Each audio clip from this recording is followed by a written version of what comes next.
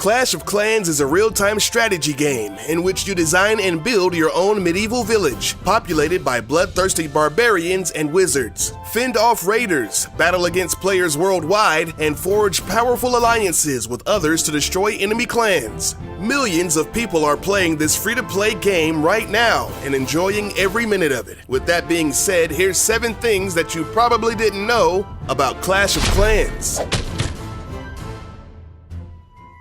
The creator of the game is Supercell. The company was founded in Finland in 2010. They are responsible for the hit games Boom Beach, Heyday, and Clash Royale. Supercell is valued at over $5.5 billion.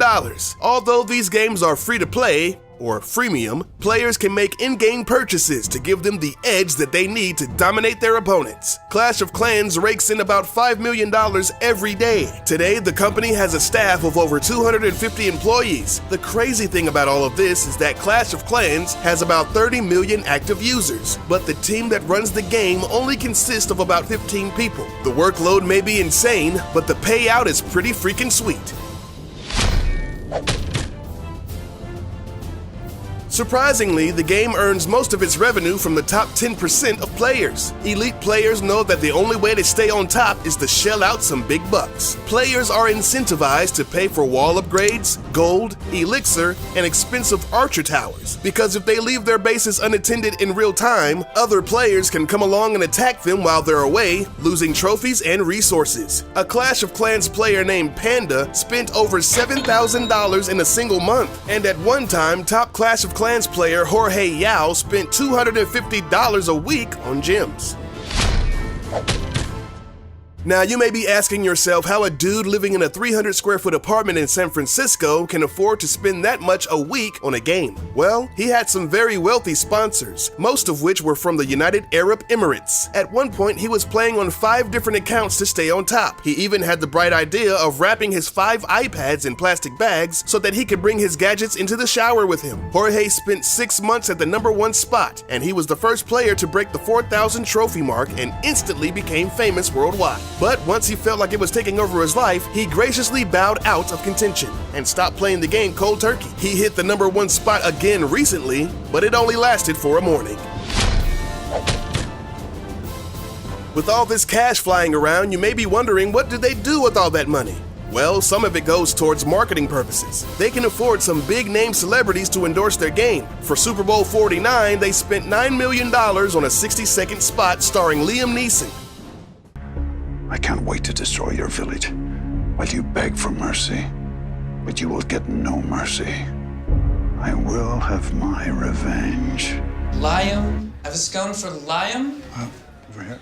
This ad was the most watched commercial on YouTube in 2015. At the time of this video, it has around 117 million views. Supercell even got Christoph Waltz, the Bond villain himself, to play in a series of commercials. One even featured the late-night sensation James Corden. But not only do celebrities appear in their commercials, they also play the game. Jeremy Lin, Daniel Craig, and Mr. T, just to name a few. Oh, and don't forget about John Cena! But seriously, he does play.